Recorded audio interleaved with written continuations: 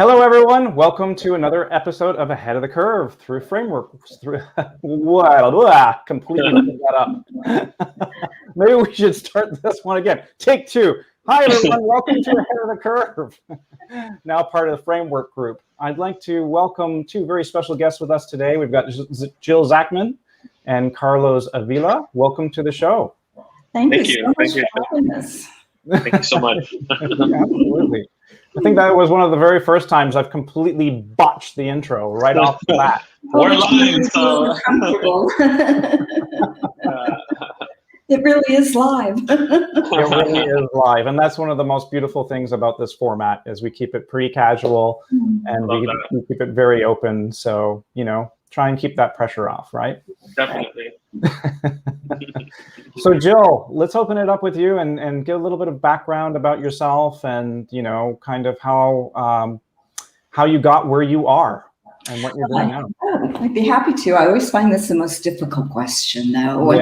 It's always everything's easy. I did not start off as an artist, essentially by nature and by certainly academic training and professional career. I'm a researcher. I did my PhD in education with an emphasis on research with bilingual and bicultural specialization. And I migrated into the corporate world and worked for an international company for many years as a researcher and strategic planner. One day I was in the Istanbul Modern, which is a fabulous modern art museum in Istanbul, and I was looking at a painting, and this painting just struck me like a thunderbolt. And I said, I want to make people feel something like what I'm feeling right now. And so I went back to this very good job that I had. I quit and I went to art school. Was that the right decision? It was, but it was almost like drunk dialing because I was on the night and I was looking at art schools line. I cannot draw. I have no background in art whatsoever, but I'm going to go and apply for a Master's of Fine Arts, right? Why not? Why not? I'm sure I can do it. So they said, tone it down a little bit, maybe.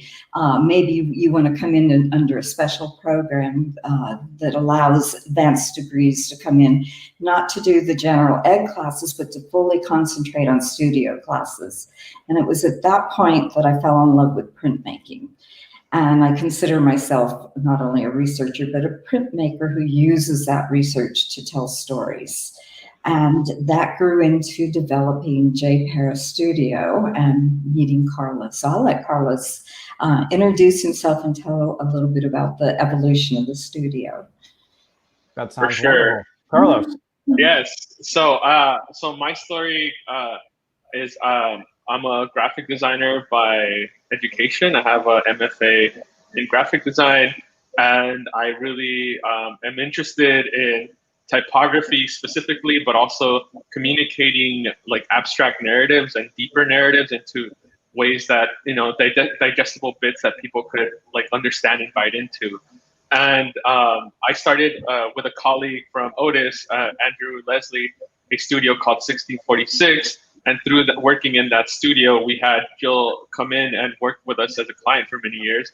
And then recently our studio dissolved, and Jill and I we're talking about different ways of exploring, narrative, pushing narratives. And obviously textiles was one way that Jill was doing it through J.Pera. But over the past year, we've kind of shifted our focus into not just like using textiles or visuals, but also really kind of diving deep into the world of scent and having scent be a way to tell narratives and push narratives.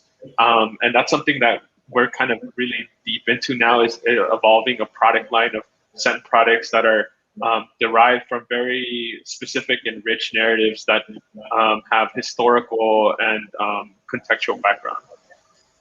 Very, very cool. So Jill, how did this all kind of come about? Once you decided to say, you know what, I've got this great job, I'm going to quit, I'm going to go back to school, I'm going to get a degree and work through my PhD, like what were the thoughts kind of going through your head as you were progressing your way through? Did you have any kind of visions moving forward at the time, or did you just kind of organically throw it into the wind? And well, I think it just grew out of that love of printmaking. I primarily do etchings, and I love lithography. And I think the reason is with lithography, there is this physicality to it. There's that smell of the ink as you're creating this image, and the pushing and pulling of this heavy old press, and using this gigantic roller to lay down a thin layer of ink, a layer at a time. It might take 60 to 80 passes to lay down enough thin layers of ink that it brings this image to life. And it's something about that really inspired me to start thinking about other ways that we might tell stories, and do it as a business. And so that layering sort of thing led into textiles. You're laying down warp and woof, creating an image from these layers, and you're telling a story, and hopefully it's quite magical. And that led us into meeting with some other very talented people to produce a program where we said, how can we go from this 2D flat image of a lithography or a lithograph into a textile, which has more life to it, but how can we really bring this story to life? And that's when we started to meet some of the people that Carlos is going to tell you about, to create this production called Spin. And it was taking that 2D to 3D and animating it through digital media, not only animating the lithograph and the textile, but the actual dancers and the music by connecting it to this incredible visual software. So I'll let Carlos tell you a little bit about that.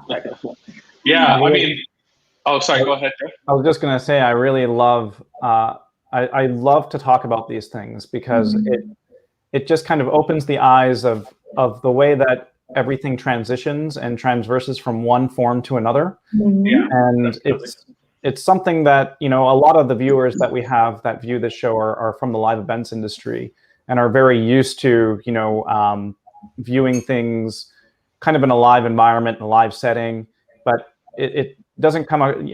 I guess some of the areas that we go through creating and designing for live events, you're kind of going through a whole kind of journey, as you're going through these different disciplines, because you have to put pen to paper, so to speak, and come up with concepts and designs, and then organically move along with the process and bring that to life over time. It's pretty exciting stuff. It is definitely exciting stuff. I also just wanted to say, take a moment to say hi to Laura and say hi to Christy. Hi, Laura. Hi, Christy. So, Carlos, as you were saying, I'd love to hear about this journey a little bit more. For sure. I mean, maybe I want to kind of take a few steps back and actually talk about like how we were introduced first to the world of notch and live rendering. Really, it stemmed out of our Jill's like positioning of really challenging the studio to present her textile designs in a way that is not really seen in the world of textiles, right? And so for us, it was thinking about digital. I mean, I think like obviously textiles are something that you see physical and you touch and you see them in objects, but how do we convey that to somebody who's in Israel or who's in like another part of the world, right? Like so we thought about like using her designs in some form of digital processing to convey the richness of her designs. And so I just so happened that one of my friends, maybe you're familiar with him, Spencer Sterling. Okay, so Spencer's the man. Awesome. Shout out to Spencer if he's watching this. So he came by the studio one day, and because he would come by after work, and we would just hang out. And he's like, "Hey, I got something really special that I've been working on," and he starts showing me these unbelievable things that are happening live, as like a video game, right?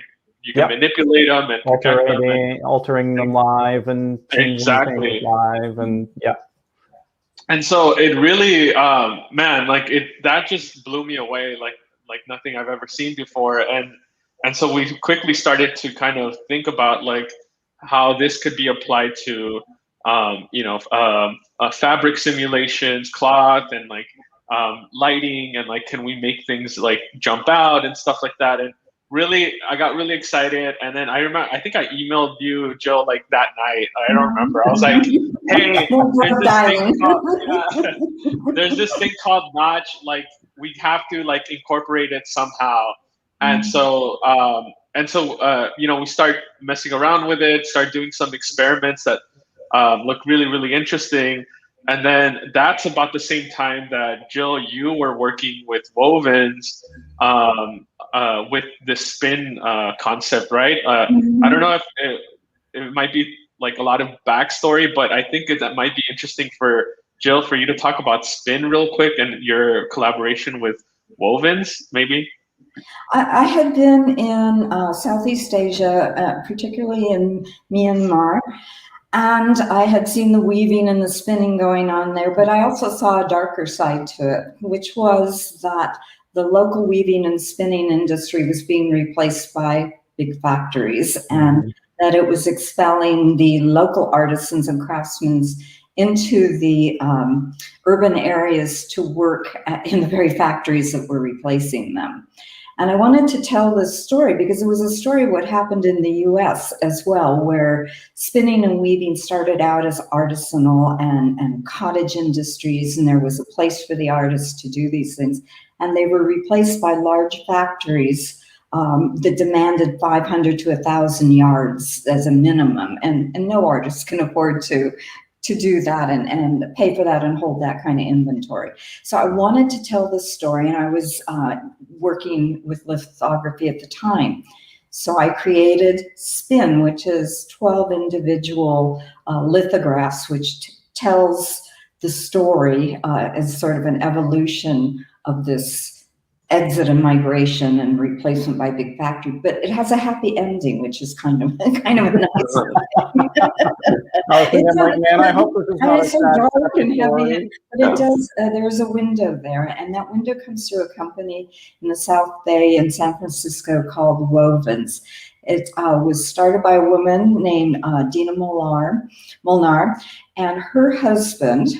And they are actually a software platform as well as a textile company. And what they figured out is a way that they could work with the factories in the US so that as little as 1 yard could be woven, and rather than requiring these huge minimums. So that put the artist and the craftsman back into the picture of being able to create wonderful art, and at the same time they can scale up to the 1,000-yard minimum if they want to. And this is all a software that can be accessed by a phone.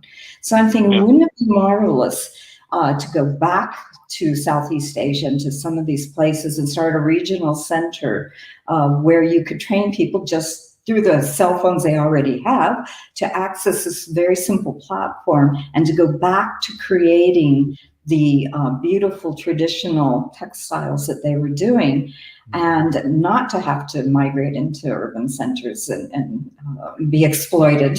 So it's kind of a dual thing. So it became the lithograph. It went to the textile, collaborating with Dina to code the technology to translate this lithograph into a textile that replicated it. So it was a very exciting process of technology and that whole artisanal experience. Yeah, I mean, go ahead. Sorry, Jeff. I was going to say it's really, really cool to hear that, and been seeing a little bit more of that around over the previous years, where smaller groups have been creating, these different forms of ways of reaching out, and kind of, I don't want to say like going against large corporate, but trying to keep some of the accessibility there. Yeah. I'm sorry, Carlos, go ahead. No, No, good. No, I was just going to say, we're going to talk over each other now.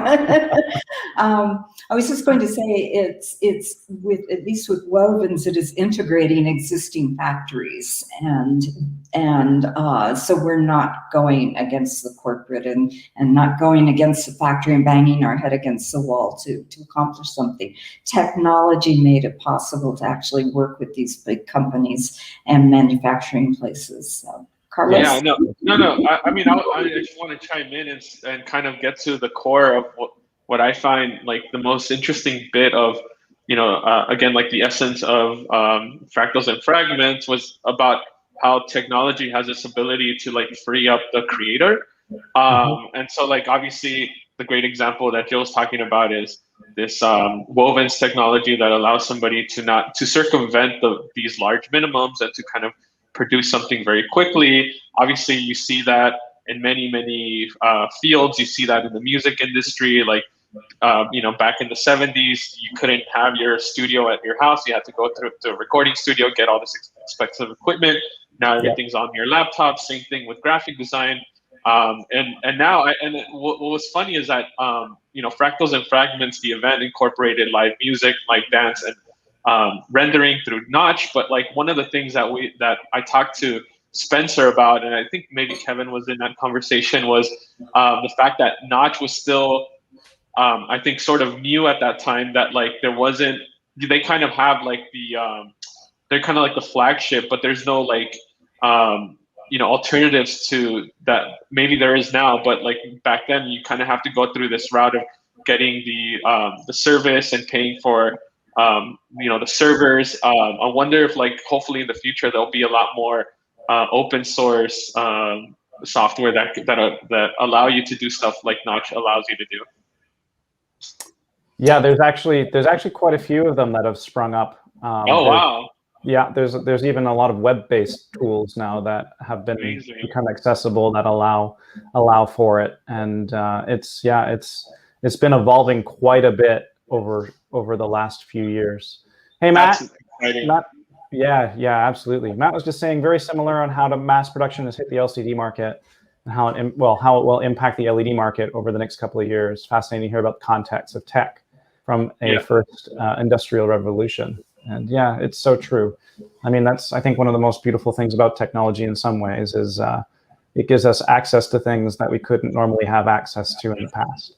Exactly. And like, I mean, again, to me, it's this exciting thing of it allows anybody could be a musician, anybody could be a designer, anybody could be a, whatever. And like, I think some people might cringe at that, but like, to me, it's very exciting because a lot more different ideas come out, and this kind of gatekeeping mentality is kind of like shattered when anybody has access to these softwares.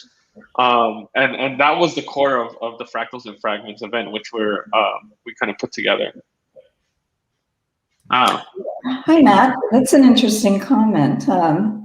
Yeah, minimums are the death of the artisan in many industries. So yes, that's an interesting point. So Jill, can you give us a little bit of context as to how this all started? Like Carlos kind of came at it from Spencer. Then where did it go from there? Oh, it evolved. One of the things that it was sort of organic in a way. I mean, we had a basic vision of what we wanted, and part of that, what we wanted was to evolve every couple of years.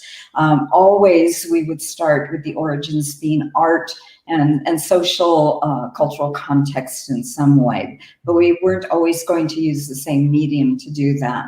So we went from textiles and moved into scent, because what I realized when I was doing the lithography and this layering of material to produce an integrated whole was this is also what you do with perfumery and creating scents. You are putting together layers of essential oils that have different weights of molecules, and so they will hit your nose at different times, they will last for different periods, and that this could be all woven together as a scent to tell the same kind of a narrative we were doing when we were working with textiles, and that's where we are right now. But that kind of came around through a wavy path. through being again in Southeast Asia, it was very impactful for me.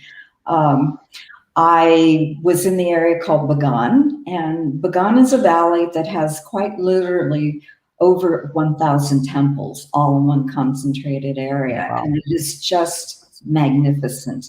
And as I was going through these temples, I became aware of this redolence. There was this smell of offerings of incense, of fruit, of flowers, of human sweat and perspiration and breath, and all of these things combined together.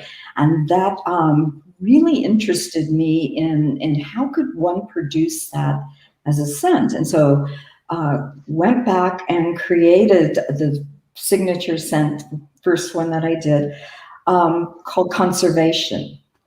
And I was also inspired by, we're very fortunate, we're here in LA, so we have access to the Getty Center here.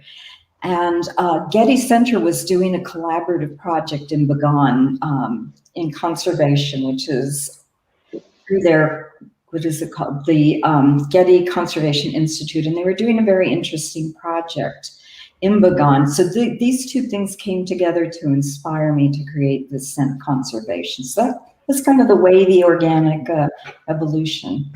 Yeah, and just to kind of add on to that, and like, obviously scent is like a medium that is smelled, not really seen. So like my job is to kind of think about ways to visualize the scent and kind of come up with ways to like, present it in interesting ways. And obviously graphic design and typography are playing a big role, but we're also thinking about how to integrate different types of technology and visualizations, like we did with notch and spin. So one of the things that we've been working on is for we've been working for the past year and a half with a fragrance company named Murrow Scents out in Sweden.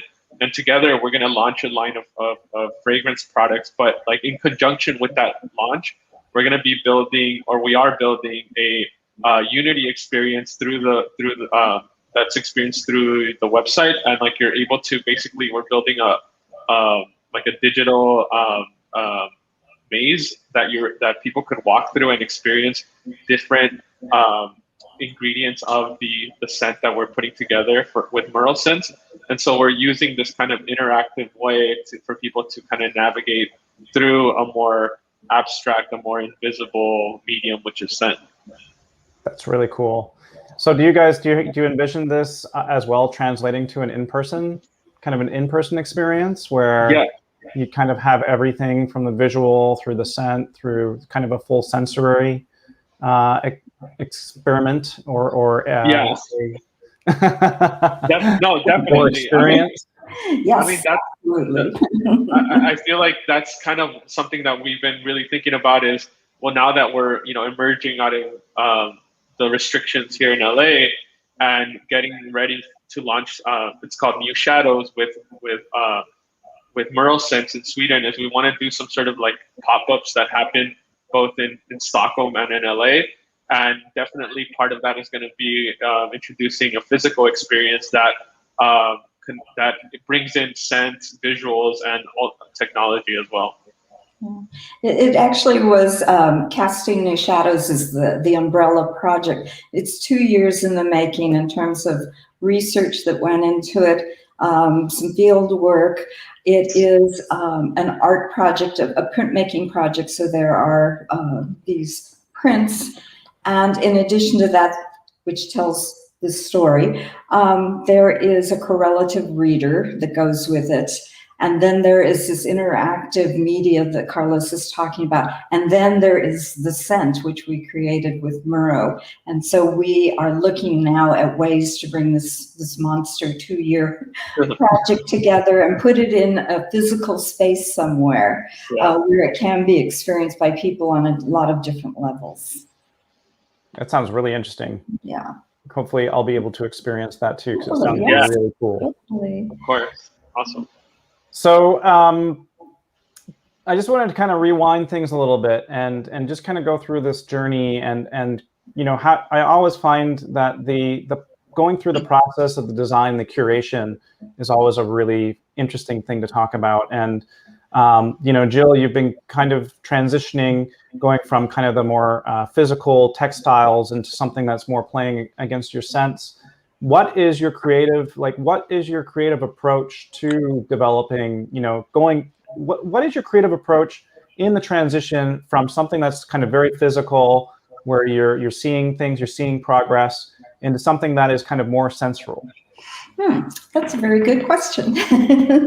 I have them sometimes, time to time. Woo! A lucid moment.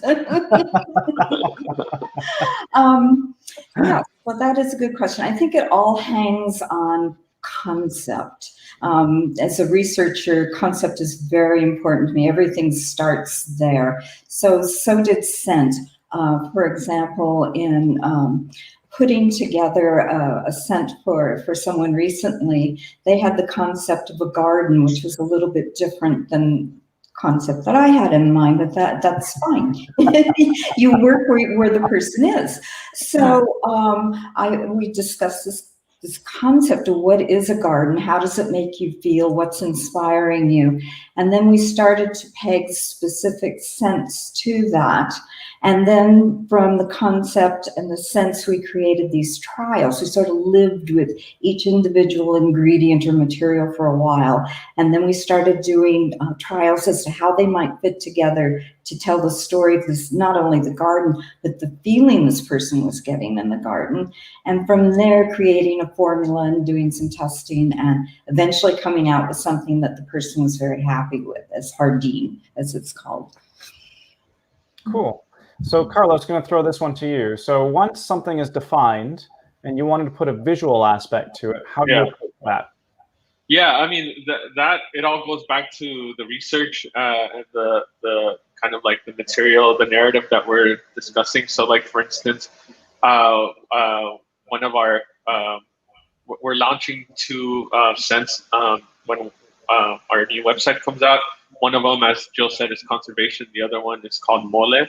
And mole is inspired by the Mexican dish mole, which is very complex and has all these like key ingredients. And so for me, typography is something that it really kind of is the driving point of my exploration. So I was able to kind of, for instance, for that project, I said, okay, I'm going to create distinct letter forms that kind of resonate with the distinct attributes of mole. So we have like a letter that looks kind of spicy or reflects spicy, a letter that reflects sweetness, and like a letter form that could represent smoky. And so using typography in this way, I think kind of creates like a letter form that is more visual than it is kind of typographic. And I think that in between, that like of not knowing what exactly you're looking at right away is that that kind of nice gray area where it makes you kind of want to think about what you're looking at. And I think that really is kind of our goal here, is like allow somebody to like look at something, kind of question it a little bit, and then have them dig a little deeper to investigate and want to know what is it about. Mm-hmm. Can I talk a little bit about the scents that go with what the mole that Carlos is talking about? Yeah, I think that would be great. Okay, mole, as Carlos is saying, is this historic dish. We did not want to replicate the ingredients and make it smell like mole, because who will walk around smelling like mole? But we wanted the inspiration. You smell so delicious. Yeah, exactly. We want to, oh, by the way, hi, Tracy. I see you checked in. We wanted the inspiration of that culture and history. So I created 3 different groupings of materials. The first one was very earthy, and so I combined things that were woodsy and green and very lush and damp and earthy. The second grouping that was created was the spicy one that Carlos is referring to. And then the third one was a gourmand, which brought in the chocolate and the almond and a lot of the actual ingredients that are in. You're making me hungry, Jill. You're making me hungry. Oh, good. We'll have mole for lunch. Yeah, exactly. I'm ready. You invited too, Tracy. Tracy's always invited. Yeah. Okay. You too, Matt. We don't want to leave you out. So. Yeah. So anyway, And Laura, of course. Laura has to be coming to the party. Laura, too. No, Laura, we didn't want to leave you out either. But the idea is this scent actually is comprised of 19 different materials to create this overall layering of scent, so that you're getting this earthy experience, and from there you're going into the spicy and then into the gourmand, and so it's an interesting journey. And then with conservation, I was so inspired by not only Myanmar and Bagan, but I was inspired by the project the Getty's doing there. And I actually had an opportunity to meet with the director of the Conservation Institute. And he had such a holistic approach to the way they're doing conservation that it was very consistent with what we were trying to create as a scent. And that is to look at it systemically, first of all, and then to break down components and to create this kind of field work and lab and experience, and to involve local artisans and collaborations in it. And their approach is not to take the usual hegemonious approach of, we have the answer as an institution and we're going to push that answer on local people. They built from the ground up with local experts. And I was so impressed with this that even before we've launched, we have decided that we're going to donate our sales proceeds to the institution in order to further conservation and to expose maybe new groups to people who aren't aware of the types of projects that are going on and interest them, and maybe a lifelong journey. So that's awesome. It's really cool.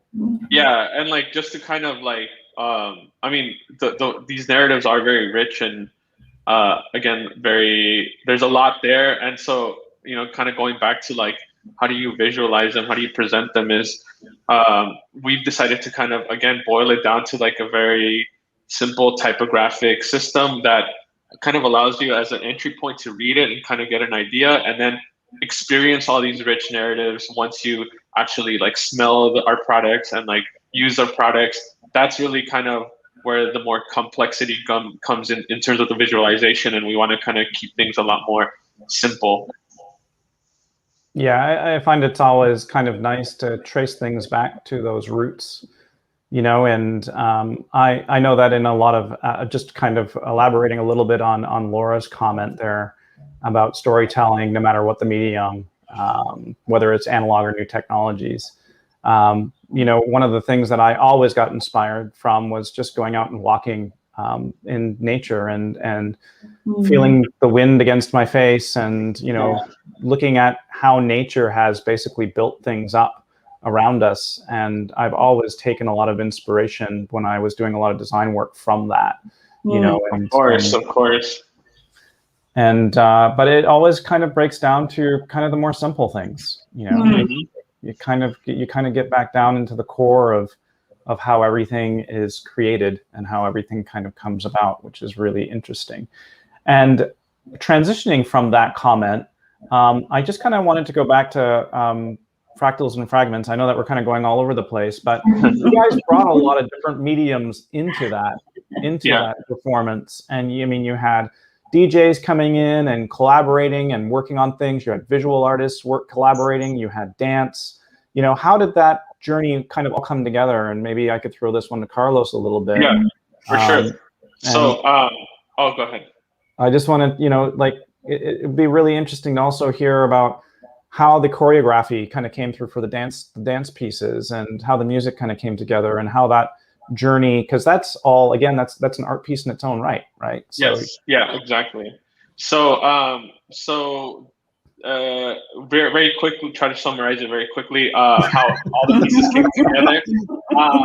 Jill, I believe, Jill, you saw Kevin's early experiments with cloth simulation on the Facebook group, right, for Notch? Right. Yeah, and so you initiated a conversation, and then Jill, you were like, "Hey, I got these designs. You want to just kind of put them on your simulations to see how they work?" And the results were like really stunning. I mean, Kevin was Kevin Zhu was doing some like really amazing stuff with with simulating cloth. And so that was around the same time that we were getting ready to present Spin. And so we kind of just figured, like, I think this is a good opportunity to create an event that at the foundation is about this concept that we talked about, or Spin, and bring together live rendering through Kevin's work, and then also bring music and performance. And so once we had kind of Kevin figured out, the next step was trying to think about, like, well, what's going to happen with the visuals. And so we quickly kind of thought about, like, I think dance would have been, like, we were saying, like, okay, dance is actually a really interesting medium, and what would happen if, like, dancers are kind of reacting to the cloth simulation. And so that's when we started kind of doing research, and we found this like really amazing dance studio here in LA, No One Art House, that does like really spectacular performances all over LA. And Kevin was talking about, like, you know, rigging the dancers up with sensors so that they could react to the cloth. And so that kind of came like really put together really nicely. And then we were thinking about music. And it just so happened that, like, near our studio, our old studio, our friend had his studio, who's he's a DJ and a musician, SMV Acid, and he was experimenting with a revival of an old sound system. I forget the name of the sound system right now, but it's this like French design, like PA system, like that's really kind of interesting. And the guy did all these schematics in the 70s, and people try to emulate them. Yeah, I forget the name of it. If it comes back, I'll let you know. And so he recreated this thing through 3D printing the pieces. And so we kind of tell him, like, hey, do you want to showcase that in the event? And he was interested. And so basically now we had all the three pieces together, and then we were thinking, okay, well, how are we going to actually like choreograph it, or how are we going to like put some sort of like structure in this, right? Because right now we got the pieces, but we don't have the structure. And so we went back to Spin's the lithographs that Jill made. We went back to their structure, and basically what we saw is that it's basically three sets, or three, what are they called, transitions. And then and basically wait, actually I'm looking back at my notes here. We have I think it was Richard Long and Associates. Yeah, Richard Long and Associates, that's right. Thank you for that. Yeah, so they created one of the speakers for that. It's really beautiful, and it's really big and huge. And so we got a space in downtown, right, and to kind of put that together. But so the way the performance was broken down is that each piece of the narrative of Spin is broken down into 1, 2, 3, 4 parts: loss, deterioration, degradation, and technology. And then basically we gave them prompts for each of those stages of the narrative. And so the dancers had specific dance for each stage. The musician had the same thing, and then also Kevin.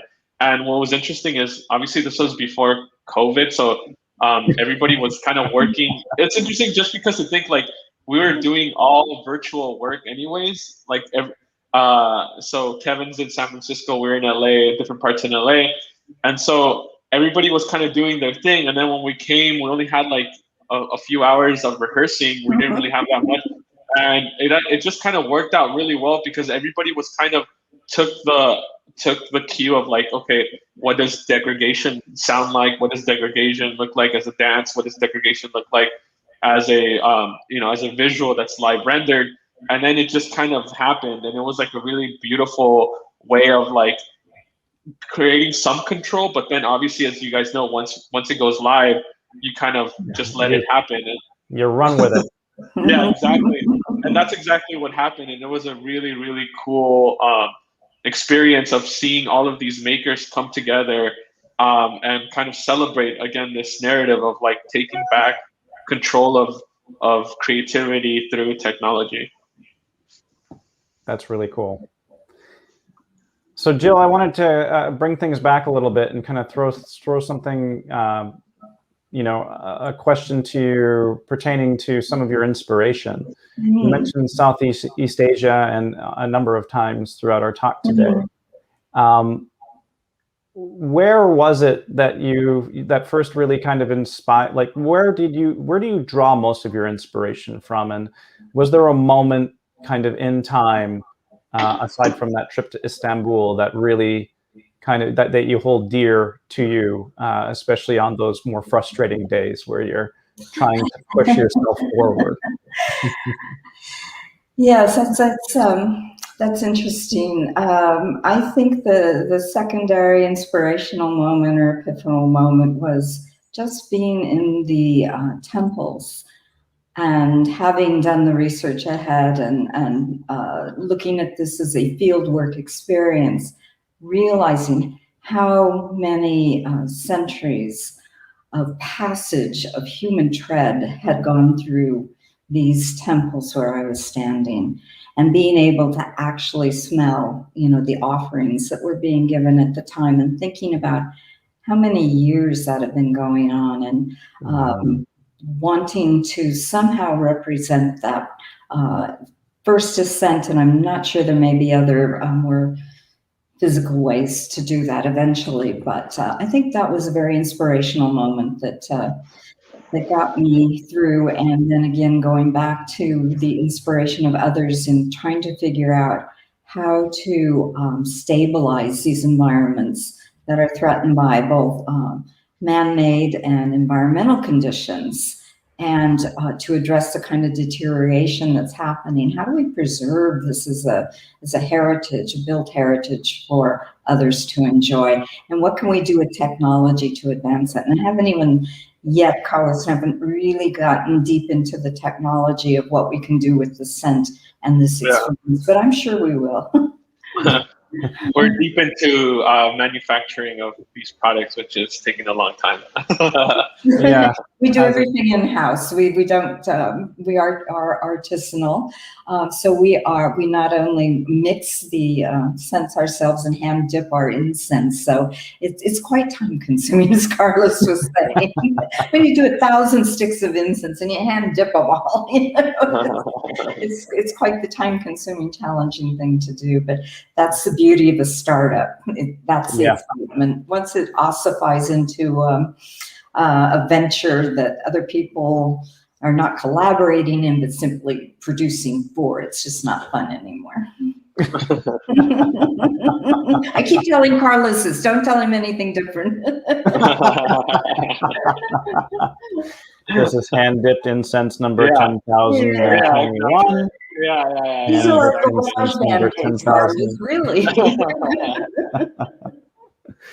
Well, I just wanted to thank you both for sharing some of your experiences here today. It has been an absolute pleasure having you both on. Thank you. It's been such a fun conversation, and a lot of the conversations that we've had or that I've had on this show has really been kind of around technology. So it's been really cool to kind of have you guys here to talk about the art side of it and the transition from art into technology, and bringing something that's very kind of more hands-on, practical into something kind of very diverse and into the electronic age, shall we say? So, yeah, definitely. Thank you so much for having us. Yeah, really enjoyed having you here. For those of you that were watching today, we've been kind of posting on where you can reach Jill and Carlos, but you could check out their new website that's coming up soon at J.Pera.com.